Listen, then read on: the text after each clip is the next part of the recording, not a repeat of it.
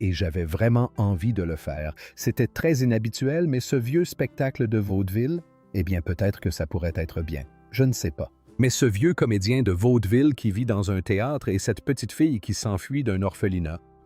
Buddy Hackett a passé des décennies à faire rire des millions de personnes. Mais durant ces dernières années, quelque chose d'extrêmement déchirant se tramait en coulisses. Son corps le lâchait d'une manière qu'il n'aurait jamais pu prévoir. Et malgré les avertissements accablants de ses médecins avertissements qu'il a choisi d'ignorer, le compte à rebours a commencé. La femme qui l'avait aimé pendant près de 50 ans resta là impuissante, le cœur brisé, totalement démunie face à la tragédie qui se déroulait. Et quand la fin arriva enfin, elle se déroula d'une manière inimaginable. La naissance d'une icône de la comédie. Buddy Hackett a passé des décennies à se produire devant des salles combles, faisant rire aux éclats des millions de personnes. Il a partagé la scène avec des légendes, a joué dans des classiques hollywoodiens et est devenu l'un des visages les plus reconnaissables de la comédie américaine. Mais le dernier chapitre de sa vie n'avait rien à voir avec ses années de gloire. Les rires se sont tus, les foules ont disparu, et ce qui lui est arrivé à la fin était si éloigné de son apogée que la plupart des fans n'ont jamais entendu la véritable histoire. Buddy Hackett est né à Brooklyn le 30 et 1 août 1924 sous un tout autre nom. Ses parents l'avaient appelé Leonard Hacker. Son père Philippe gagnait sa vie en recouvrant des meubles et en bricolant des inventions qui ne fonctionnaient jamais vraiment. Sa mère travaillait dans le secteur du vêtement, cousant des vêtements pour d'autres familles tout en élevant la sienne. Il n'était ni riche ni lié au monde du spectacle. C'était un des immigrants juifs qui essayaient d'offrir à leur fils une vie meilleure que la leur. Ce fils trouverait un moyen de quitter Brooklyn, mais pas par l'éducation ou le travail acharné au sens conventionnel du terme. Il s'en sortirait par le rire. Quand Leonard était jeune garçon, son visage a cessé de fonctionner correctement. Il a développé une forme grave de paralysie de Bell, une affection qui paralyse les nerfs d'un côté du visage. Pour la plupart des enfants, cela aurait été une source de honte ou d'isolement. Pour Leonard, c'est devenu le fondement de toute son identité. La paralysie lui avait laissé une bouche asymétrique légèrement déviée. Cela lui donnait une élocution naturellement pâteuse, une voix qui laissait penser qu'il s'amusait constamment de ses propres paroles. Il n'aurait rien pu y changer même s'il l'avait voulu. Et finalement, il a cessé de le vouloir. Il a simplement appris à se servir de ce qu'il avait. Un autre trait physique a marqué son enfance. Léonard était en surpoids. Dans un quartier où la force brute primait et où les garçons se mesuraient à leur poing, son physique faisait de lui une cible. Les brutes s'en prenaient régulièrement à lui. Mais Léonard découvrit très tôt qu'il pouvait les désarmer par les mots. Il pouvait les faire rire. Il pouvait dire quelque chose de si inattendu, de si parfaitement opportun, que la colère s'apaisait avant même que la confrontation ne dégénère en violence. L'humour devint son bouclier, puis c'est devenu son arme et finalement son métier. Il a grandi dans un Brooklyn où foisonnaient les talents exceptionnels. Son voisin était un garçon nommé Sandy Koufax, qui allait devenir l'un des plus grands lanceurs de l'histoire du baseball. Les deux enfants du quartier ont pris des chemins différents. L'un vers les World Series, l'autre vers la scène. Mais tous deux ont appris la même leçon sur la pression et la performance. Face à une foule, la peur n'a pas sa place. Malheureusement, la Seconde Guerre mondiale a tout interrompu. Buddy a passé 3 ans dans l'armée américaine au sein d'une batterie anti-aérienne. Il ne faisait pas de comédie pendant ces années, mais la discipline du service militaire lui a inculqué quelque chose qui lui serait utile plus tard. La capacité de travailler malgré l'épuisement, d'être présent chaque soir, quel que soit son état, et de considérer la comédie non comme une source d'inspiration, mais comme un travail. À la fin de la guerre, il est rentré chez lui prêt à travailler. Il a commencé là où tous les aspirants humoristes commençaient à cette époque dans la Borscht Belt. Le circuit des stations de ski des monts Catskill était un terrain d'expérimentation impitoyable. Le public était épuisé, la rémunération misérable et les conditions de vie exiguës. Hackett dormait à même le sol dans les sous-sols. Il se produisait dans des salles où la seule compensation était un repas gratuit. Il a changé de nom à un moment donné, troquant Leonard Hacker contre un nom plus convivial, plus accessible, qui évoquait davantage un homme avec qui on aurait envie de prendre un verre. Buddy Hackett est né dans ces petites boîtes de nuit enfumées, une blague à la fois. La percée est arrivée en décembre 1954. Hackett a fait ses débuts à Broadway dans une farce intitulée Lunatics and Lovers, écrite par Sidney Kingsley. La pièce a été jouée 336 fois, ce qui signifie que Hackett a interprété le même texte soir après soir pendant près d'1 an. Les critiques ont remarqué son sens du rythme corporel. Il ne se contentait pas de raconter des blagues. Il les incarnait utilisant son corps, son visage asymétrique et sa voix traînante comme des instruments. Le public de Broadway n'avait jamais vu quelqu'un comme lui. Hollywood s'est rapidement intéressé à lui. Hackett a décroché des rôles dans des films devenus des classiques. Il a incarné Marcellus Washburn dans The Music Man en 1962, tenant tête à Robert Preston. Il a incarné Benji Benjamin dans Un monde fou fou fou fou en 1963, une comédie chorale chaotique qui reste un film culte du genre. Ses rôles l'ont rendu célèbre, mais pas riche comme on le supposait. Hackett travaillait sans relâche par nécessité. Il a également entamé une seconde carrière comme porte-parole publicitaire. En 1968, il a succédé à Bert Lahr comme égérie des Chips Lays. Le slogan était simple et inoubliable. On ne peut pas s'arrêter à une seule. Hackett le prononçait avec une telle conviction que la phrase est entrée dans le langage courant. Il a tourné ses publicités pendant 3 ans, et pendant 3 ans, les foyers américains ont vu son visage à chaque fois qu'ils ouvraient un paquet de chips. Une génération plus tard, on le connaîtrait surtout comme une voix. Disney a choisi Hackett pour prêter sa voix à Eureka, la mouette dans La Petite Sirène en 1989. Il avait 65 ans, bien au-delà de son apogée commercial, mais sa voix n'avait rien perdu de son caractère, les enfants qui ne l'avaient jamais vu auparavant. Les films ont immédiatement reconnu Scuttle. Hackett avait trouvé le moyen de toucher un large public pendant 4 décennies sans jamais changer de style. Il est toujours resté lui-même, que ce soit à Broadway, à Hollywood, ou même dans le corps d'une mouette de dessin animé. À la fin des années 1990, il travaillait encore. Il apparaissait régulièrement dans le Late Late Show avec Craig Kilborn dans une rubrique intitulée « Les mardis avec Buddy ». Il semblait intemporel, infatigable et indestructible. Mais le même corps qui l'avait porté pendant 6 décennies de comédie dissimulait un danger invisible pour le public. Et la femme qui l'aimait, l'épouse qui était restée à ses côtés tout au long de cette épreuve, allait assister à tout cela d'une manière que personne n'aurait pu prédire. La femme qui l'avait soutenu. Avant Sherry Cohen, la vie sentimentale de Buddy Hackett était à peine digne d'être mentionnée. Il fréquentait des femmes ici et là, surtout des femmes rencontrées dans les clubs de comédie new-yorkais.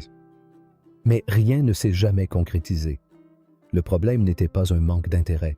Le problème, c'était Buddy lui-même. Il nourrissait de profondes insécurités concernant son physique. Ce genre de blessure ne guérit jamais vraiment, peu importe le nombre de personnes qui rient à vos blagues. Il avait passé son enfance à être moqué pour son poids et son visage. Le succès n'a pas effacé ses souvenirs. Il lui a simplement donné quelque chose derrière lequel se cacher. Il s'est donc plongé dans sa carrière et s'est dit que l'amour pouvait attendre. Puis, il a rencontré Sherry. C'était une jeune professeure de danse née à Brooklyn qui se produisait sous le nom de Sherry Dubois. Il travaillait comme artiste d'été dans les Catskills sur le même circuit de la Borscht Belt où il avait dormi à même le sol dans des sous-sols des années auparavant. Le cadre était modeste, mais le courant est passé immédiatement. Buddy a vu en elle quelque chose qui n'avait rien à voir avec les paillettes du show business. Ils étaient tous deux originaires de Brooklyn. Ils comprenaient tous deux la valeur du travail acharné et n'étaient pas faciles à impressionner. Leurs débuts furent mouvementés, mais il proposa à Sherry de la raccompagner en voiture. Une invitation anodine qu'elle déclina sans hésiter. Elle lui a dit clairement qu'elle ne le connaissait pas suffisamment bien pour monter dans sa voiture. Lorsqu'il a tenté une autre approche et lui a demandé de la voir en ville, elle a de nouveau esquivé. Elle expliqua que son emploi du temps était quasiment impossible à gérer. Elle travaillait comme opératrice téléphonique le jour au 72 et étage de l'Empire State Building et donnait des cours de mambo le soir. Elle avait à peine le temps de dormir, alors sortir avec un humoriste en difficulté, n'en parlons même pas. Mais Buddy était persévérant. Il a finalement obtenu un rendez-vous en voiture un dimanche sous une pluie battante. Le temps n'avait rien de romantique, mais la pluie importait peu. Il avait juste besoin qu'elle dise oui une fois. Elle a dit oui. Et ce fut le début d'une relation qui allait durer 48 ans. Le mariage eut lieu le 12 juin 1955 lors d'une cérémonie privée. Buddy avait 30 ans. Sherry était plus jeune, mais elle affichait une maturité qui semblait bien au-delà de son âge. Elle savait à quoi elle s'engageait. Un homme qui voyageait sans cesse, qui se produisait devant des publics difficiles, qui rentrait chez lui épuisé et parfois démoralisé. Pourtant, elle ne broncha pas. Ensemble, ils élevèrent 3 enfants. Leur fils Sandy Hackett suivit les traces de son père dans le stand-up et assurait fréquemment la première partie des spectacles de Buddy. 2 filles, Lisa Jean et Ivy Julie, complétaient la famille. La maison des Hackett n'était pas le cirque chaotique que les fans auraient pu imaginer. De la vie générale, elle était étonnamment calme. Buddy laissait son personnage de scène à la porte. Le comédien exubérant au langage fleuri et au caractère bien trempé qui faisait hurler de rire le public se transformait complètement chez lui. C'était un père protecteur, un mari dévoué et un homme qui accordait une importance primordiale à sa vie privée. Buddy parlait souvent de Sherry dans les interviews et les émissions de télévision. Il n'était pas du genre sentimental, mais lorsqu'il parlait de sa femme, sa voix s'adoucissait. Il lui reconnaissait le mérite de l'avoir gardée sain d'esprit. Il disait qu'elle était la seule à voir au-delà des apparences et à percevoir l'homme profondément sérieux qui se cachait derrière son visage. Sherry l'avait épousé alors qu'il peinait encore à percer dans les bas-fonds de la Borscht Belt des années avant qu'Hollywood ne s'intéresse à lui. Elle l'avait vu au plus bas et l'avait choisi malgré tout. Sherry, quant à elle, dressait le portrait d'un homme que peu de fans ont jamais aperçu. Elle a décrit Buddy comme incroyablement calme à la maison, très sensible aux humeurs de son entourage et farouchement protecteur envers sa famille. Il les protégeait des rumeurs d'Hollywood. Il maintenait une séparation stricte entre sa vie professionnelle et sa vie privée, ce qui était inhabituel pour quelqu'un de sa profession. Cet homme qui racontait des blagues sur les fonctions corporelles et les situations inappropriées ne voulait pas que ses enfants soient exposés à ce monde plus que nécessaire. Il avait tracé une ligne entre la scène et le salon et il ne l'a jamais franchie. Le couple a passé 48 ans de mariage ensemble, un exploit remarquable pour n'importe quelle relation, surtout dans le monde du spectacle. Buddy et Sherry Hackett ont duré plus longtemps que presque tous les mariages de célébrités de leur époque. Ils y sont parvenus sans scandale, sans séparation et sans la couverture médiatique sensationnaliste qui a détruit tant d'autres unions. Ils sont restés ensemble simplement parce qu'ils le voulaient, parce qu'ils avaient construit quelque chose qui fonctionnait. Mais tout l'amour du monde ne pouvait empêcher ce qui allait arriver. À la fin des années 1990, quelque chose changea dans le corps de Buddy. Le même physique qui avait été son armure pendant tant d'années commença à le trahir. Les changements furent d'abord subtils, faciles à attribuer au vieillissement normal. Sherry les remarqua avant tout le monde. C'est elle qui finit par le convaincre de consulter un médecin. Et ce que ce médecin a découvert allait changer à jamais le cours de leurs dernières années ensemble. Le diagnostic qui a tout bouleversé. Pendant des décennies, Buddy Hackett avait compté sur son corps pour gagner sa vie. Il se démenait sur scène, grimaçait de façon absurde et faisait de sa présence physique le moteur de son humour. Mais au début des années 1990, le corps qui l'avait si longtemps servi lui envoya un message qu'il ne pouvait ignorer. Le diagnostic était sans appel maladie coronarienne grave et avancée. Ses artères étaient gravement obstruées. Les cardiologues n'ont pas mâché leurs mots. Ils ont annoncé à Buddy qu'il avait besoin d'un pontage coronarien et qu'il le fallait rapidement. Sans intervention, son cœur continuerait de s'affaiblir jusqu'à ce qu'il ne puisse plus remplir sa fonction. Les médecins lui ont exposé les risques de l'opération et la certitude d'une aggravation de son état en l'absence d'intervention. Buddy a tout écouté et a pris la décision surprenante de refuser l'opération. Il n'avait pas peur de la table d'opération comme certaines personnes. Son refus venait d'une raison plus profonde, ancrée dans cette même indépendance farouche qui l'avait mené de Brooklyn à Broadway. Il ne voulait pas être opéré ni passer des semaines à se rétablir dans un lit d'hôpital. Il voulait gérer sa maladie lui-même grâce à des médicaments et à sa volonté. Les cardiologues l'avaient prévenu que les médicaments ne feraient que ralentir la progression de la maladie sans l'arrêter. Buddy les avait entendus, mais il n'avait pas changé d'avis. Pendant quelques années, il a réussi à gérer la situation. Il prenait ses médicaments. Il essayait de faire attention à son alimentation. Il a continué à travailler car c'était ce qu'il avait toujours fait quand la vie devenait difficile. Mais le corps ne se laisse pas faire. En 1996, l'illusion de contrôle s'est brisée sur scène devant un public. Buddy était en plein spectacle quand un incident s'est produit. Il ressentit une vague de vertige si intense que la pièce sembla tourner.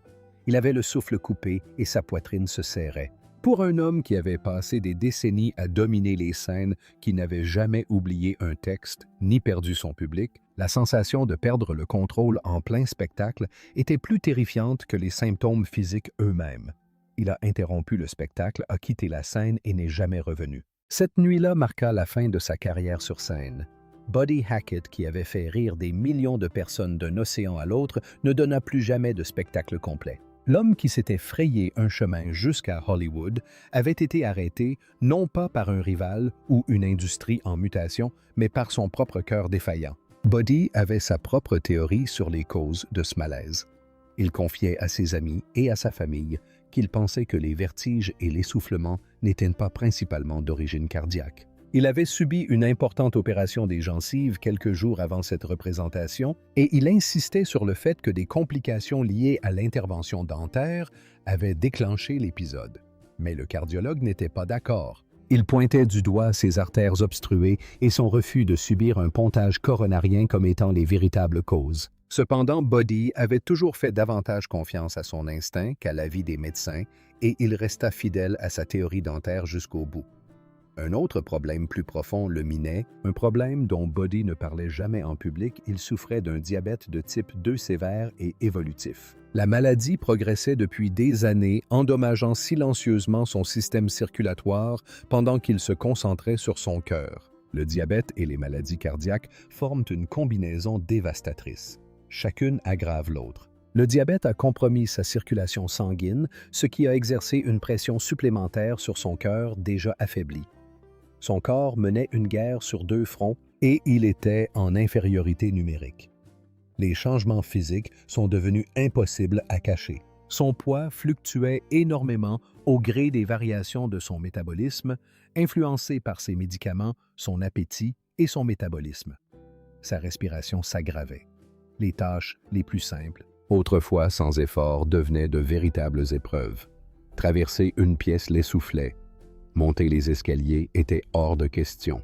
L'homme qui avait utilisé son corps comme un instrument comique qui s'était jeté sur scène avec une fougue physique débridée peinait désormais à se déplacer dans sa propre maison. Il s'était retiré de la vie publique. Les invitations cessèrent d'arriver au bout d'un certain temps et même lorsqu'elles arrivaient, Buddy les refusait.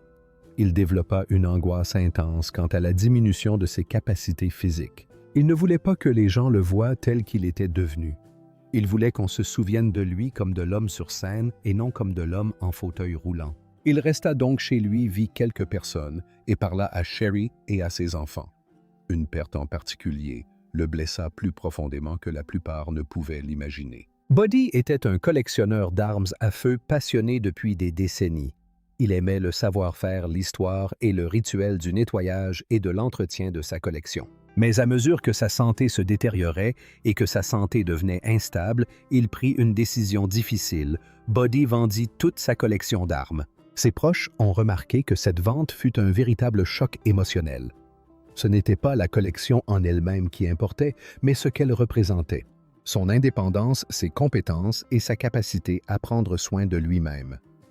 Y renoncer revenait à admettre que l'homme fort qu'il avait été ne reviendrait jamais. À la fin des années 1990, Buddy Hackett n'était plus que l'ombre de l'artiste qui avait rempli les salles et fait rire des générations. Les jours de gloire n'étaient plus qu'un lointain souvenir.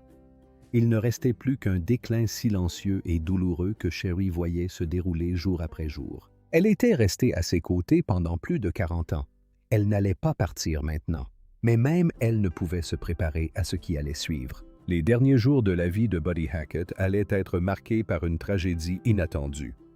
Les circonstances de sa mort soulèveraient des questions qui resteraient à jamais sans réponse. Les derniers jours tragiques de Buddy Hackett. Durant leurs dernières années ensemble, Buddy Hackett et Sherry se sont éloignés du monde du spectacle. Ils se sont retirés dans leur maison en bord de mer à Malibu, une maison tranquille où les seuls bruits étaient ceux des vagues et du vent. Au lieu de courir après la gloire, les Hackett ont canalisé leur énergie restante dans quelque chose qui n'avait rien à voir avec le monde du spectacle. Ils ont fondé le refuge animalier Singita dans la vallée de San Fernando en Californie, une opération de sauvetage dédiée à l'accueil de chiens et de chats abandonnés. Le sanctuaire devint leur mission commune. Buddy, qui avait passé sa vie à faire rire les gens, consacrait désormais ses journées à réconforter des animaux qui n'avaient connu que la négligence. Il les nourrissait, nettoyait leurs enclos et s'asseyait avec eux en silence. Le travail était dur et ingrat, mais il en adorait chaque minute. Après avoir quitté les scènes commerciales en 1996, Buddy n'a fait qu'une seule exception à sa retraite de la scène. Il a accepté de faire du stand-up lors des collectes de fonds annuelles pour Singita. Ce n'étaient pas des spectacles fastueux.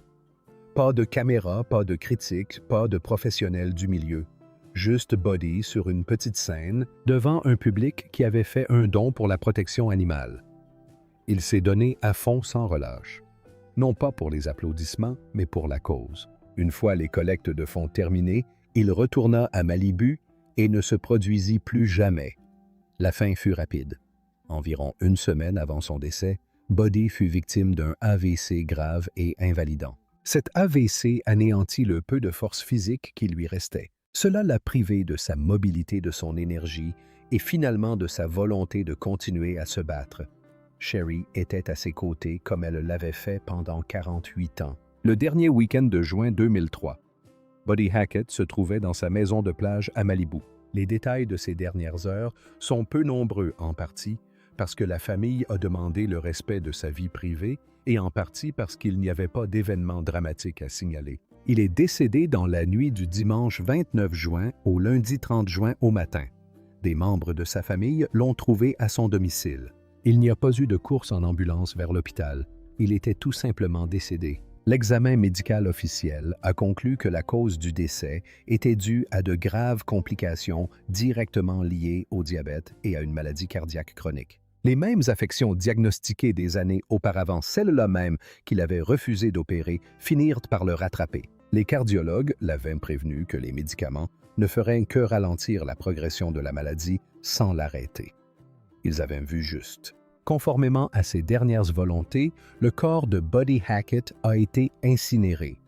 Il ne souhaitait pas d'enterrement public ni de tombe accessible aux fans. Il voulait être réduit en cendres et que sa famille les conserve loin des caméras et de la foule. C'est exactement ce qui s'est passé. Sa dépouille est restée entre les mains de ceux qui l'avaient le plus aimé. L'homme qui avait fait rire l'Amérique pendant un demi-siècle s'est éteint paisiblement dans une maison de plage, entouré uniquement de sa famille. Mais l'histoire ne s'est pas arrêtée à la crémation. Pour Sherry, le véritable désespoir a commencé après la collecte des cendres et le départ des personnes venues présenter leurs condoléances. Elle avait passé près de 50 ans à construire sa vie autour de Buddy. Elle avait géré sa carrière, élevé ses enfants et l'avait soigné durant ses dernières maladies. Désormais, elle devait découvrir qui elle était sans lui. Les suites de sa mort lui ont réservé des épreuves auxquelles personne ne l'avait préparée. Et la façon dont elle les surmonterait allait façonner le reste de sa vie. Les conséquences dévastatrices pour Sherry Cohen. La nuit où Buddy est décédé, Sherry était bouleversée d'une manière indescriptible. Des amis proches d'Hollywood, dont les humoristes Jay Mohr et Jeff Ross, se sont précipités à sa maison de plage de Malibu pour être à ses côtés dans ces moments difficiles. Ils n'ont pas raconté de blagues ni essayé de la réconforter. Ils sont simplement restés présents, veillant à ce qu'elle ne s'effondre pas sous le choc. Ces premières heures furent un tourbillon d'appels téléphoniques, de paperasse et des étranges tâches administratives que la mort impose aux vivants. Mais lorsque ses amis sont finalement partis et que le silence est retombé dans la maison, Sherry s'est retrouvée seule, confrontée à l'absence de l'homme qui avait été à ses côtés pendant 48 ans. Elle a décrit cette perte comme un vide immédiat. Perdre Buddy, a-t-elle dit, c'était comme perdre la moitié de son propre corps. La comparaison n'était pas une exagération poétique. C'était la vérité littérale de la façon dont elle avait vécu son deuil. Pendant des mois après sa mort, elle s'est complètement retirée de la vie publique. Elle n'assistait à aucune fête et ne donnait aucune interview. Elle ne voulait pas être vue par ceux qui l'avaient observée, elle et Buddy, ensemble pendant tant d'années. Le couple avait formé une unité pendant près de 50 ans. Faire partie de cette unité était insupportable. Finalement, elle trouva la force de continuer à avancer. Elle a consacré toute son énergie au refuge animalier Singita, l'association de sauvetage qu'elle avait fondée avec Buddy. Les animaux avaient besoin d'elle et le refuge avait besoin d'une bonne gestion. Mais diriger l'association sans le pouvoir de collecte de fonds de Buddy en tant que célébrité s'est avéré beaucoup plus difficile qu'elle ne l'avait imaginé. Buddy était l'atout majeur, le nom qui ouvrait les portefeuilles et attirait les donateurs. Sans lui, les dons ont ralenti. Le travail est devenu plus épuisant physiquement et émotionnellement. Sherry a maintenu le refuge en activité aussi longtemps qu'elle a pu, mais le fardeau était plus lourd que quiconque en dehors de la situation ne pouvait le comprendre. Des rumeurs circulent depuis des années sur Internet affirmant que Sherry n'a rien hérité, que Buddy est mort sans le sou et qu'elle a passé sa vie dans la pauvreté. Ces rumeurs sont fausses. Buddy Hackett a laissé une fortune considérable, mais cet argent n'était pas immobilisé sur un compte bancaire en attendant d'être dépensé. Son patrimoine était immobilisé dans des biens immobiliers illiquides, des propriétés qui avaient une valeur considérable, mais qu'il était difficile de convertir en liquidité. Sherry n'était pas pauvre. Elle possédait un patrimoine important, mais manquait de liquidité, une situation courante pour les veuves dont les maris avaient investi dans l'immobilier plutôt que dans des actions ou des comptes d'épargne. Sa principale source de sécurité était la maison familiale, une propriété emblématique que Buddy possédait depuis 1952. La maison se dressait sur un terrain d'angle de premier choix d'un acre à Beverly Hills, juste en face du Los Angeles Country Club. D'une superficie de 700-800 pieds carrés, elle représentait une maison considérable, mais sa véritable valeur résidait dans le terrain. Au cours des décennies qui ont suivi l'acquisition de la propriété par Buddy, le quartier était devenu l'un des plus prisés de Los Angeles. La maison valait des millions, mais la vendre signifiait se séparer de l'endroit où elle avait élevé ses enfants et construit sa vie avec Buddy. Elle n'était pas prête à le faire pendant très longtemps. Des décennies après la mort de Buddy, Sherry a finalement pris sa décision.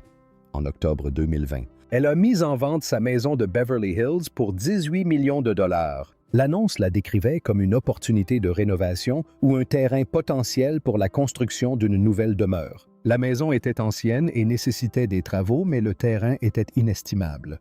Sherry ne vendait pas par désespoir. Elle vendait parce que le moment était venu de tourner la page. Les enfants étaient grands, les souvenirs étaient précieux, et elle n'avait plus besoin de s'accrocher à ses murs. Les années de veuvage ont engendré d'autres difficultés que la gestion des biens et des animaux.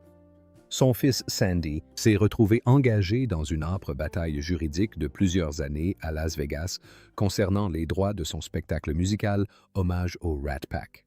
Le procès s'est éternisé, engloutissant temps, argent et énergie émotionnelle. Les relations familiales jusque-là stables sous la protection bienveillante de Buddy commencèrent à se tendre. Sherry se retrouva prise entre deux feux, tentant de soutenir son fils tout en préservant sa propre tranquillité. La bataille juridique n'était pas de son fait, mais elle en ressentait profondément les effets. Malgré toutes ces épreuves, Sherry Cohen a vécu de nombreuses années après la mort de Buddy. Elle a préservé sa mémoire avec dignité, parlant de lui honnêtement dans les rares interviews qu'elle a accordées et luttant contre les mythes qui se sont développés autour de sa mort et de sa vie par la suite. Si cette vidéo vous a plu, n'oubliez pas de cliquer sur la vidéo suivante de liker et de vous abonner à notre chaîne pour plus de mises à jour.